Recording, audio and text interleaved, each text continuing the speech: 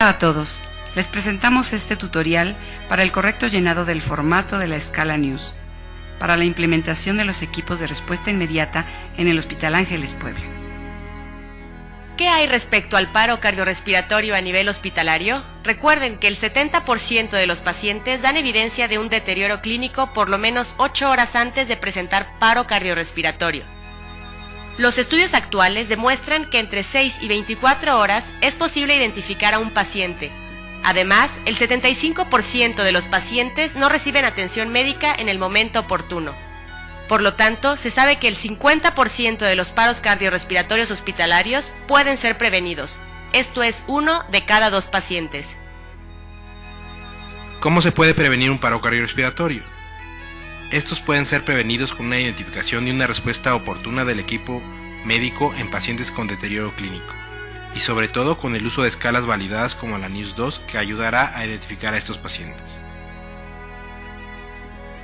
¿Qué es la escala News 2? La escala de News 2 es una guía usada por los servicios médicos para determinar rápidamente el nivel de gravedad de un paciente.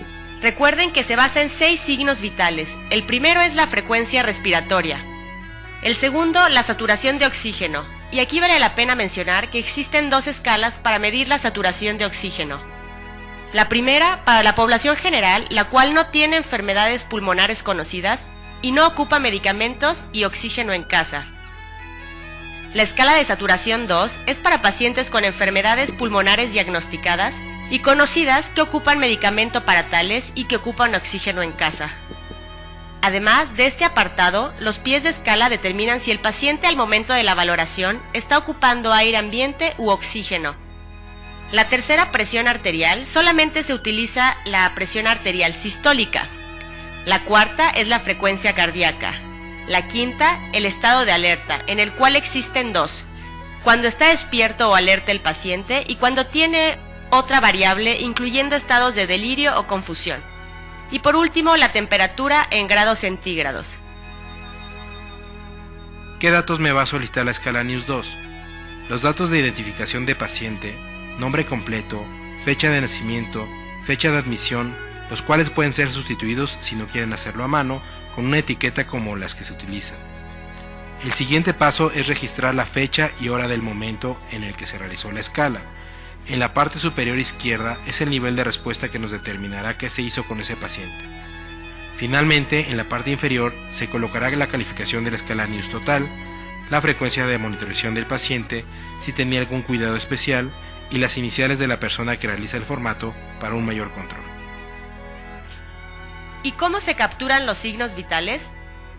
Aquí vamos a hacer un apartado para que sea un poco más claro. Por ejemplo, la presión arterial sistólica, simplemente se marcan los signos vitales en una gráfica. Es decir, en este momento el paciente tuvo un rango 140, 120, 140 o en ese rango y se va haciendo continuamente hasta el término del turno. En el lado derecho es en donde va la calificación.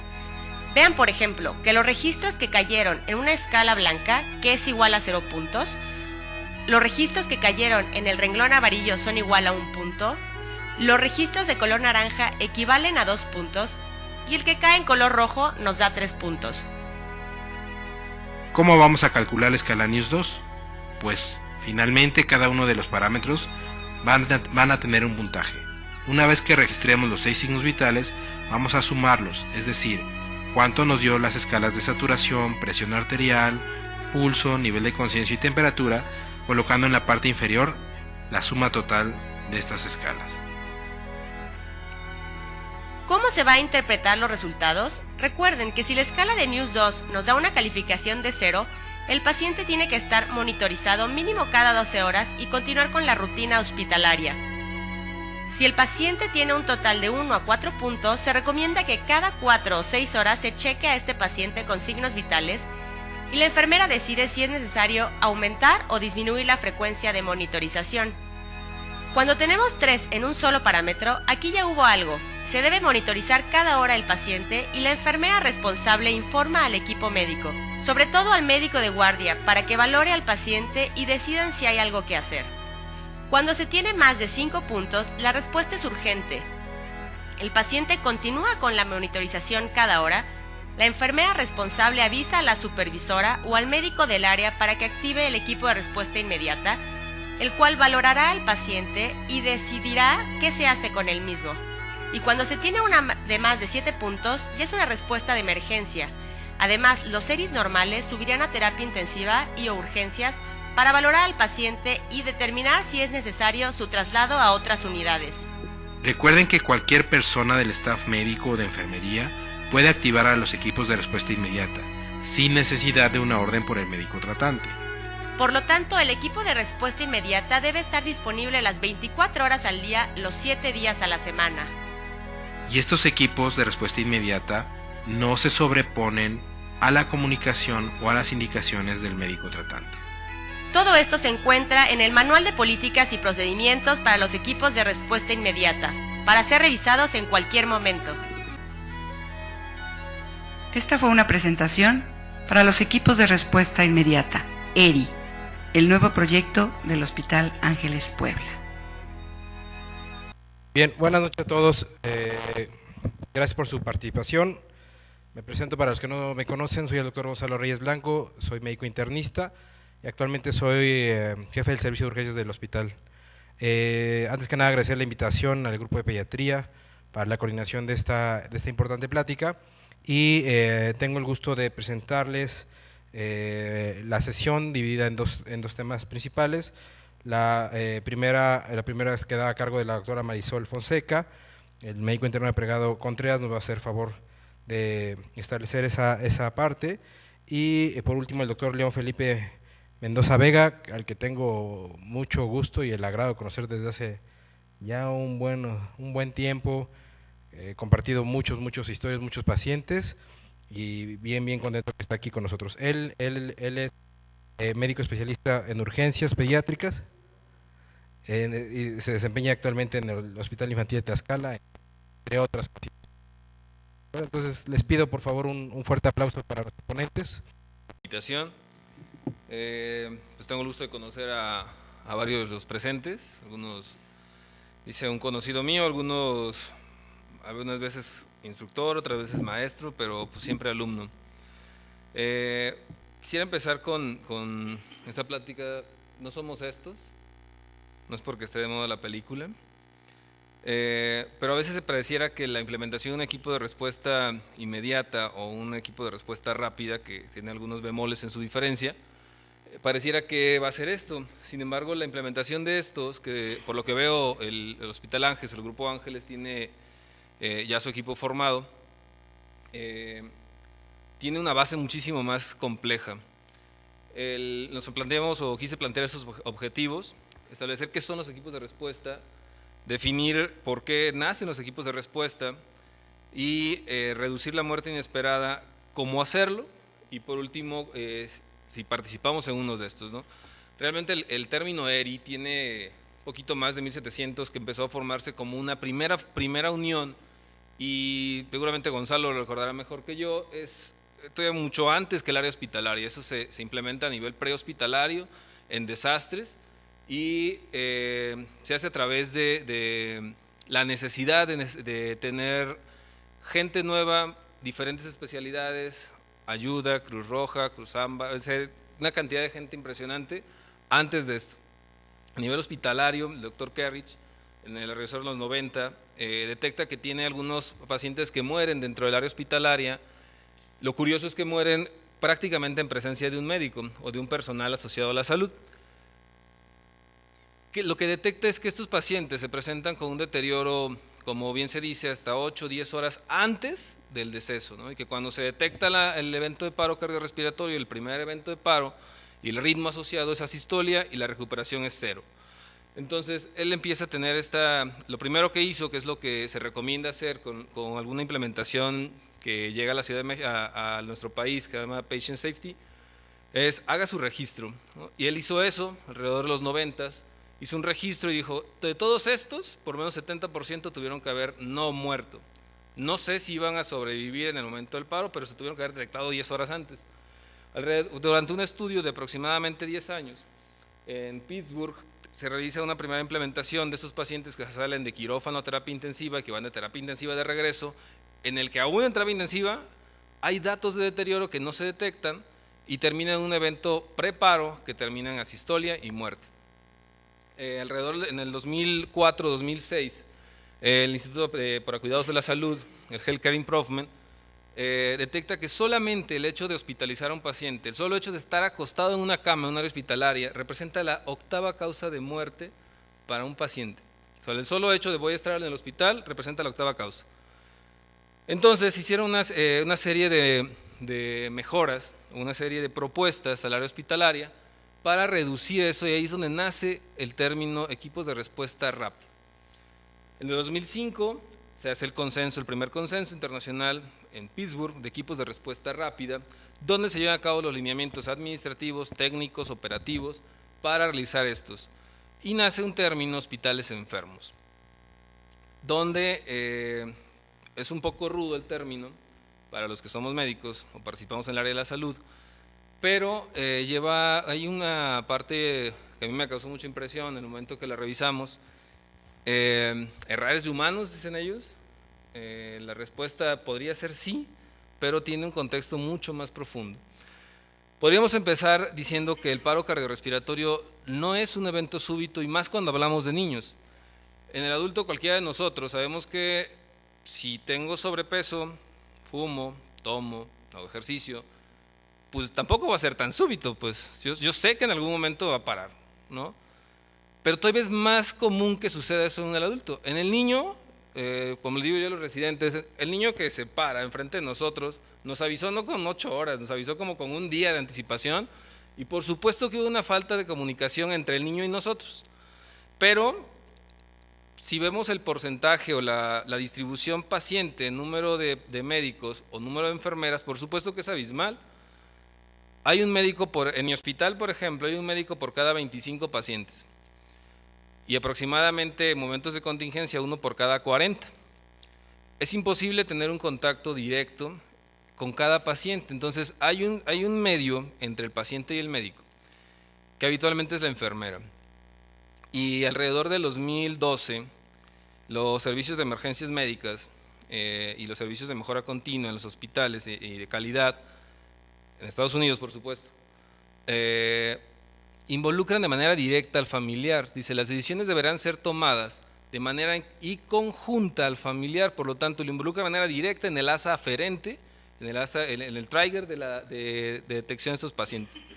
Entonces, estos niños, por supuesto que tienen datos sobre todo en niños, pues datos de aviso antes de esto. Este estudio, que no es tan viejo, sí tiene alrededor de 8 años, 6 años, solamente nos decía que sin duda la diferencia es muy amplia, ¿no? Hasta 6.5 pacientes por cada 1000 ingresos fallecían sin ser una causa justificable. Esto fue representado por 95% de los pacientes murieron en presencia de un personal de la salud. 85% de estos estaban monitorizados. O sea, el poner el monitor, como siempre nos lo dice el área de terapia intensiva, el monitor no hace la terapia intensiva. Tener un monitor no sirve de nada si le apagamos las alarmas o las sincronizamos mal o las programamos mal. No sirve de nada si no hacemos ninguna intervención cuando esa alarma se activa. 14% representan al grupo pediátrico. Es muy bajo comparado al adulto, ¿sí? Y lo mismo es tal vez la aprehensión, y tiene que ver desde ahí, de los papás, siempre hay un papá presente, y casi siempre el niño avisa muchísimo antes. Cuando hablamos del paro cardiorrespiratorio en niños, seguramente estarán de acuerdo conmigo que la mayoría, aunque estemos en vías de desarrollo, estemos en un cercano a un país como Estados Unidos, para nosotros sigue siendo el chorro, la neumonía, la primera causa de muerte. Aunque sea un caso auditable, si cualquier caso de función asociada a diarrea es un caso auditable en menores de 5 años de edad, de función asociada a neumonía es un caso auditable en menores de 5 años de edad, sigue siendo nuestra primera causa de muerte, ¿no? Entonces no estamos tan lejanos de la realidad. Y cuando comparamos en este estudio diferencias entre adultos y niños en causas de paro, por supuesto que aquellas de insuficiencia respiratoria o insuficiencia cardíaca, sepsis, que prácticamente englobarían una sola, es abismalmente distinta en la primera insuficiencia respiratoria.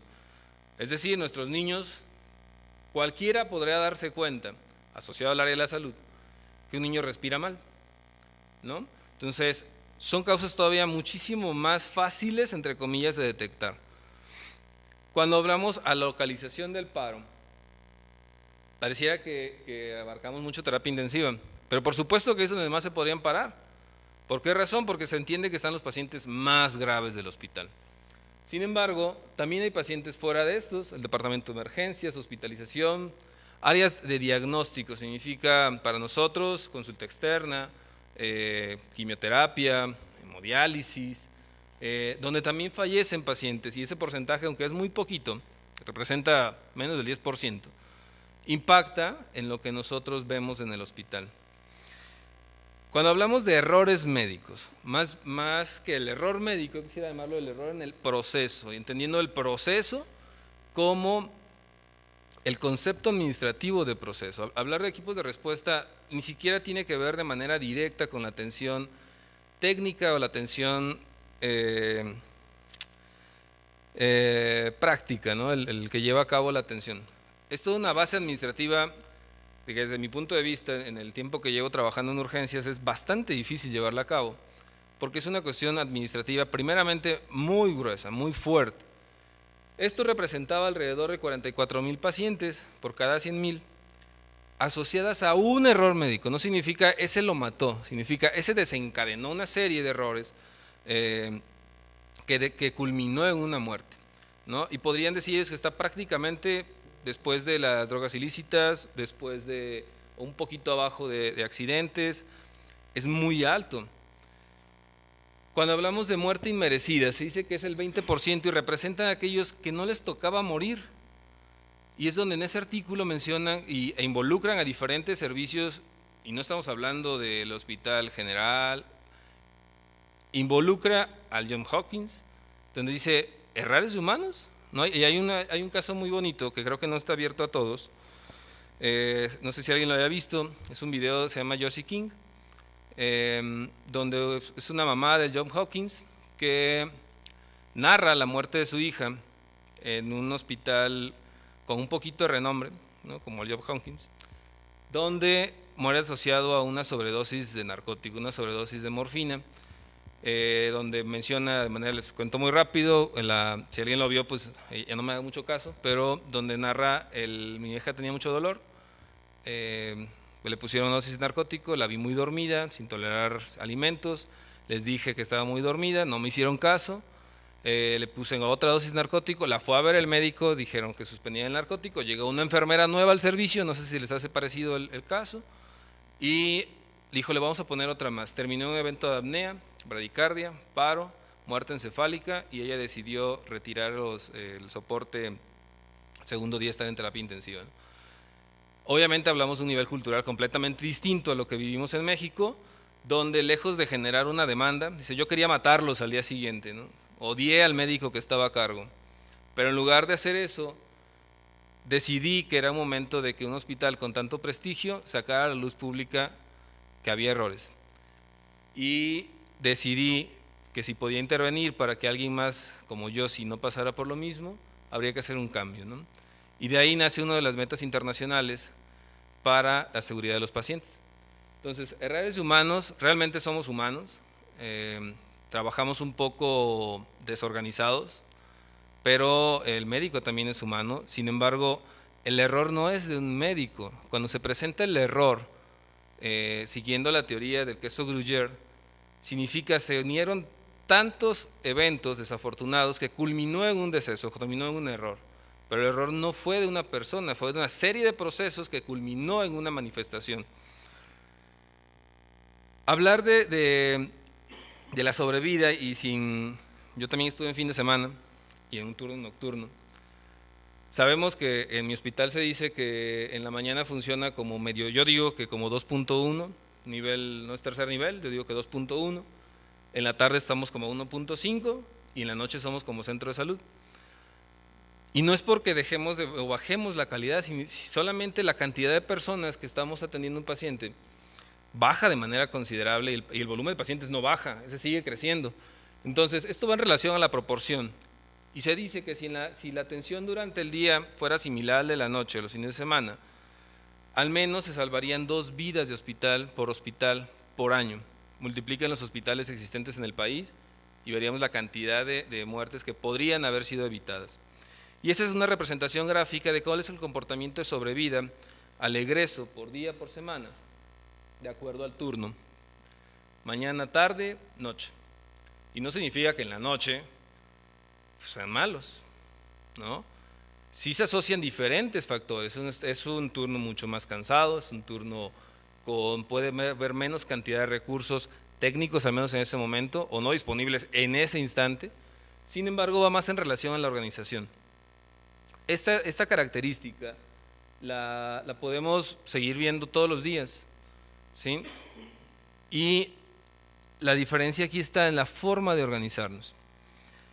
Cuando podemos definir a través de la problemática que es un hospital enfermo es esto, es cuando cualquier paciente, no es necesariamente que muera, que hay una alteración fisiológica o psicológica, llevando a la definición de esto, de un paciente que se hospitalizó por alguna causa distinta, pero cambia su estado asociado solamente a la hospitalización. Y si eso termina en muerte, significa, ese hospital no solamente es enfermo y lo llevó a una muerte inmerecida. Entonces, a través de eso, ya ahorita en Estados Unidos representa todavía la 6ª causa de muerte, y en México la estadística ha cambiado hasta la definición. En lugar de ser una nosocomial, pues sabemos que es una infección asociada a los cuidados de la salud, no solamente a la nosocomia, a todo lo que implica la salud. México ha hecho algunas modificaciones importantes y seguramente el hospital, el Grupo Ángeles estará involucrado en esto. Es muy nuevo. Muy nuevo porque fue uno de los logros que para mí se me hizo muy importante, que fue esto. CONASA por fin dice, ya nadie va a hacer sus propios códigos, vamos a tomar una unificación, y en el 2017, en noviembre de 2017, en Monterrey, llevan a cabo el consenso de códigos, y los códigos hospitalarios participan hospitales públicos y privados, donde todo el mundo acuerda que estos van a ser los códigos a partir de noviembre de 2017. ¿Cuál es la importancia de esta presentación? Evidentemente viene un chorro, son 14 códigos en los que involucran mi parte terrorismo a través de bomba, pero involucran código azul, ¿no? En mi hospital cuando llegué pues era código 1, después lo cambiamos a azul, alguien dijo me gusta más el 1, entonces para evitar que haya esa confusión y cada quien se le ocurra como quería, pues no, se llama código azul y es un evento de paro cardiorrespiratorio. Este evento de paro cardiorrespiratorio, si ustedes van, bueno, seguramente han estado en Seattle, obviamente la atención es completamente distinta y tienen la tasa de supervivencia más alta del mundo, porque su cuidado prehospitalario difiere mucho al de nosotros, ¿no? Y presumiendo Puebla está en uno de los más altos del país. Sin embargo, la sobrevida de un paro cardiorrespiratorio prehospitalario sigue siendo muy lejana a lo que se espera a nivel mundial. Eso no es semejante a lo que se hace en el hospital. Entonces, las guías del 2015 de la American Heart Association cambian el decirles, bueno, está bien el paro cardiorrespiratorio prehospitalario o extrahospitalario, pero ustedes en el hospital necesitan hacer modificaciones. Y cambia ese eslabón. Por supuesto, estamos hablando de adultos todavía, donde ven la diferencia. Su atención cambia, pero en el niño no ha cambiado desde el 2005, 2010 y 2015, y nosotros sigue siendo el número 1, prevención. Aplicado al hospital significa, date cuenta que desde antes está teniendo problemas respiratorios, hemodinámicos, reconocimiento temprano. La diferencia entre nosotros y este eslabón con Europa, por supuesto, va a nivel de ABC, nosotros es CAB, de manera sistemática, aprendizaje. No significa que sea absolutamente necesario que se lleve así. Eso es para que todos sistematicemos y que en el adulto no se haga CAB y en el niño se haga ABC, y si es neonato se continúa ABC. Entonces, eso se hace para sistematizarlo, pero en el niño sigue siendo el problema respiratorio el más común que lo va a llevar a un paro. Sin embargo, seguimos esta secuencia de primero un ciclo de reanimación, excepto que lo haya visto usted que se para, o sea, que sabe que es cardiópata y o sabe que enfrente de usted pierde el estado de alerta. Es la única diferencia. Esta cadena de supervivencia sí es aplicable o podría ser aplicable al área hospitalaria. Recientemente estamos hablando de un par de meses, al menos a los hospitales públicos, se nos hace la invitación a trabajar con este programa que es Patient Safety Mode, donde es copiar el modelo de San Diego, obviamente trabajar con el modelo gringo para la implementación de este programa. Este programa lleva diferentes líneas, donde una de esas, que es la que a mí me toca ver en el hospital, una de tantas, es el evento de equipos de respuesta rápida. Este problema, esta forma de trabajar difiere un poquito de lo que hacemos en México, porque evidentemente, según el equipo que se implemente, es el costo que lleva a cabo, ¿no? Es lo que se gasta un paciente por activar el equipo de respuesta. Sin embargo, el plan que nosotros lo que utilizamos es Puce, no News. Es muchísimo, para mí se me hace muchísimo más fácil para el tipo de personal que nosotros tenemos para activar el plan, para hacer la rama aferente. Es mucho más fácil, es mucho más barato y es fácil de aplicar incluso con los papás. ¿Cuál es la problemática? Primeramente, entender que existen emergencias hospitalarias, aunque suena redundancia, dentro del hospital. ¿Sale? Significa, si tengo un paciente, nosotros tenemos o consideramos dentro del hospital y nuestras reuniones de comités de vigilancia epidemiológica, el tener un paciente con neumonía asociada a la ventilación es mi emergencia hospitalaria. Tengo que hacer algo para intervenir porque ese paciente no tendría por qué tener una neumonía asociada a la ventilación. Después, si ya ha ocurrido, ¿por qué ocurrió? ¿En qué punto falló el sistema? Y otra vez no falló el médico, falló el proceso de atención para que se presentara. ¿Sirve la implementación de equipos de respuesta? Y por último, ¿qué características debe tener? La característica no es universal, la característica tendrá que ser aplicable a su hospital. Esta plataforma se inicia en el 2004, se establece de manera formal en el consenso del 2005 y se sigue replicando a nivel internacional y nosotros por supuesto la copiamos. ¿Dónde entran los equipos de respuesta rápida? Y siguen una siguiente sistemas de plataformas donde trabajamos en conjunto a diferentes áreas. Prácticamente todos los hospitales estamos obligados a seguirlas, son metas internacionales, donde la mayoría de esos ustedes verán, al menos 5 puntos de esos, van asociados a cuidados de la salud. Y el código infarto o atención médica en caso de infarto sale un poquito de esto. El sistema Patient Safety habla de un modelo ART Model. Este modelo ART Model es Advanced Resuscitation Training. Es un sistema de implementación de entrenamiento en resucitación avanzada que no habla solamente de la aplicación, habla de todo un proceso en el cual tiene que ver esta cuestión, estas dos. Entrenamiento, dice, ¿cuál es la calidad de su atención? Primero, pregúntense, la base administrativa de esto, dice, de acuerdo a su comité de mortalidad, ¿cuántos de esos pacientes son asociados a paro? En niños, por supuesto que serán muy pocos el que llegó en paro por un evento de arritmia, ¿no? O un infarto. En niños normalmente llegó un evento de paro asociado a neumonía, diarrea, choque. Pero de esos que ya tiene usted en el hospital, donde sea que haya sido, ¿cuál de esos murió porque retrasó su manejo? Por la causa que haya sido. Lleve un registro. De acuerdo a esos, ahora sí, ¿en qué punto falló? Su calidad de atención, evalúela, parte de un bedside 0 y a partir de ahí, dígame cuántos va a mejorar en el siguiente. Lleva un proceso de entrenamiento. De aquí, me dice, su equipo de respuesta se puede especializar en sepsis, en tromboembolia pulmonar, se puede especializar en trauma, de acuerdo a la característica de sus pacientes que fallecen, ¿no? No le voy a criticar, son muy claros, no le vamos a criticar ni les vamos a exponer por qué los anteriores fallecieron. Les vamos a poner por qué estos siguen pasando si usted ya se dio cuenta que tiene un problema. De ahí viene, entrénelos y lleva un proceso de entrenamiento de simulación. ¿Qué tecnología tiene? De acuerdo a la tecnología es qué equipo puede implementar.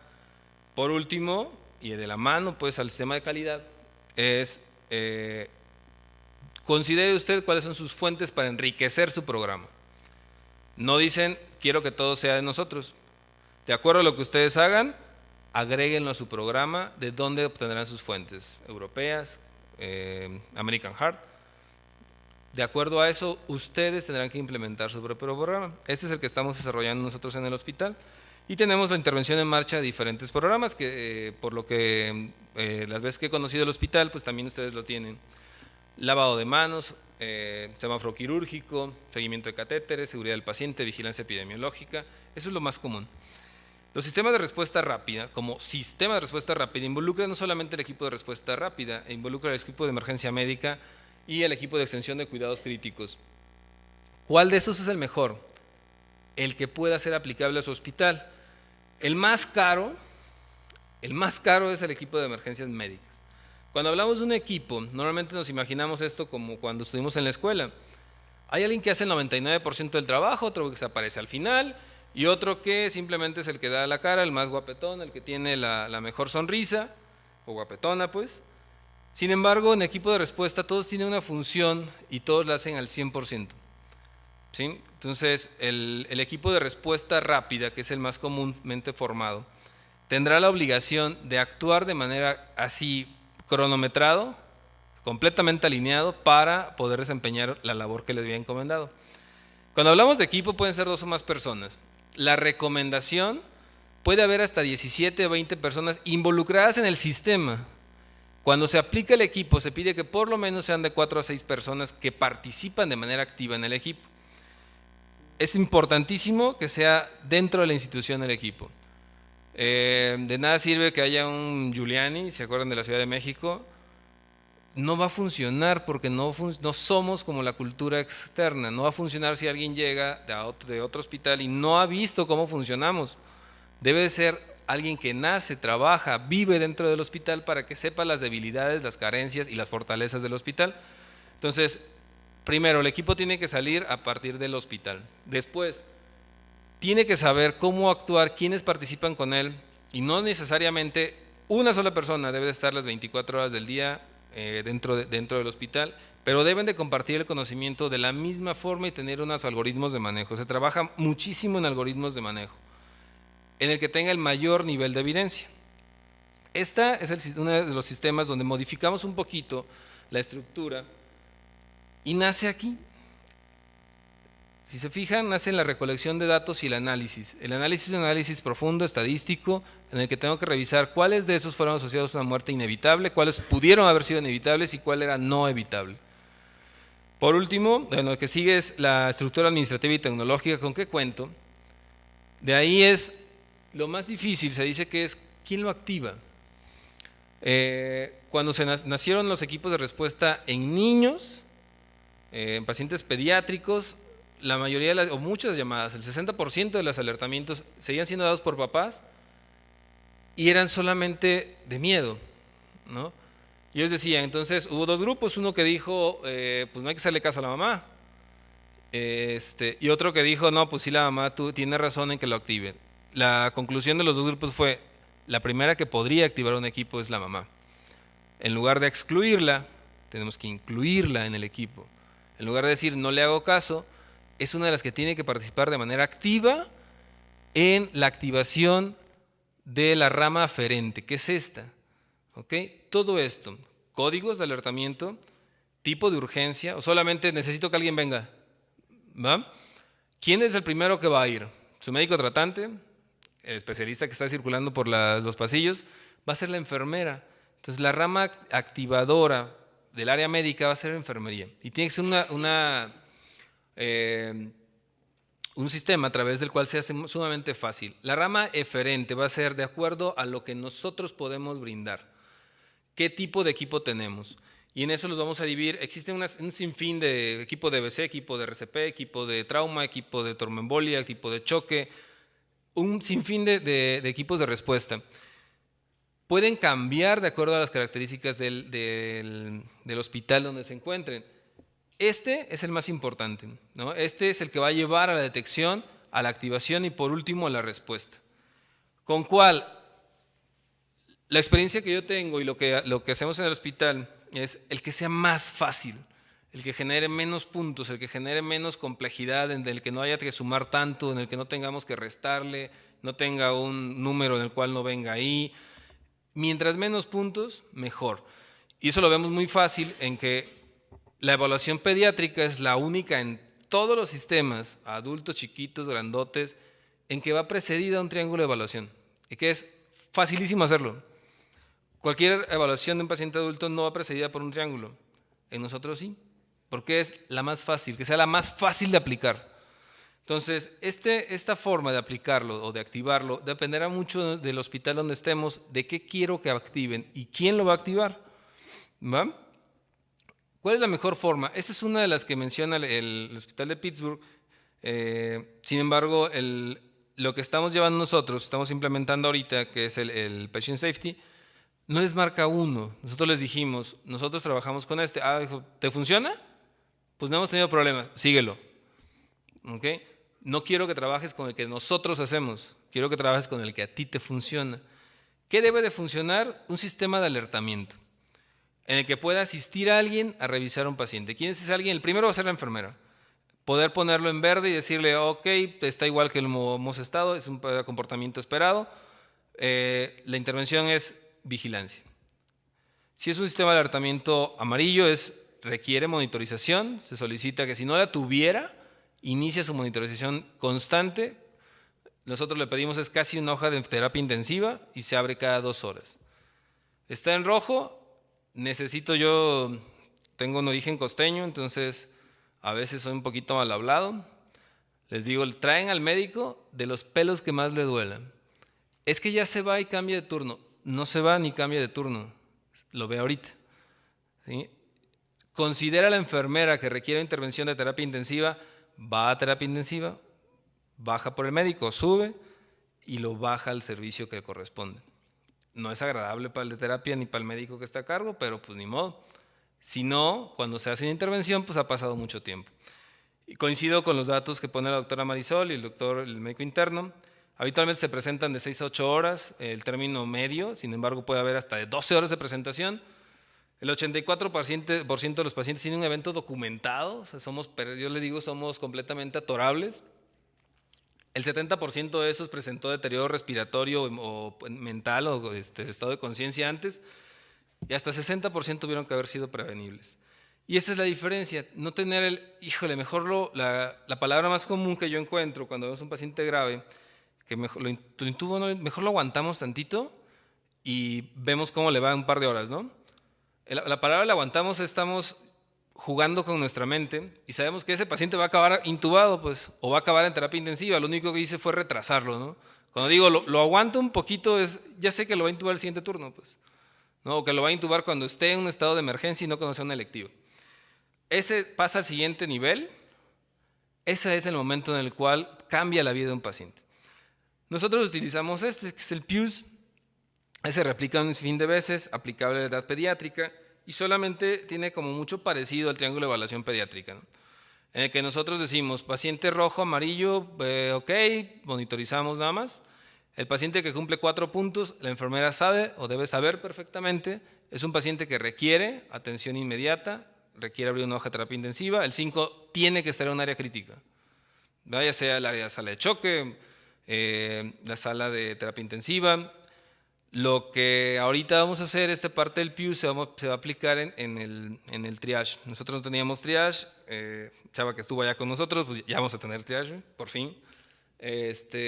Todos esos pacientes que reúnen 5 puntos es de manera inmediata a la sala de choque, aunque pareciera que no se vieran tan mal, aunque deberían de estarlo, ¿no? Y es una única forma de hacerlo objetivo y tener un puntaje. Ese sistema tiene funciones completamente claras y debe de ser así, sumamente claro. El sistema aferente debe ser capaz de dar un diagnóstico inicial o un alertamiento, tener una capacidad de hacer una intervención terapéutica inicial, ¿qué es inicial? Lo que nos marca el PALS, pida ayuda, oxígeno, monitorización. Ya, dice el doctor Omar Flores, el muerto entre muchos pesa menos. Entonces, ¿qué hace? Pide ayuda. Y por último, tomar las decisiones de transferir a otros servicios.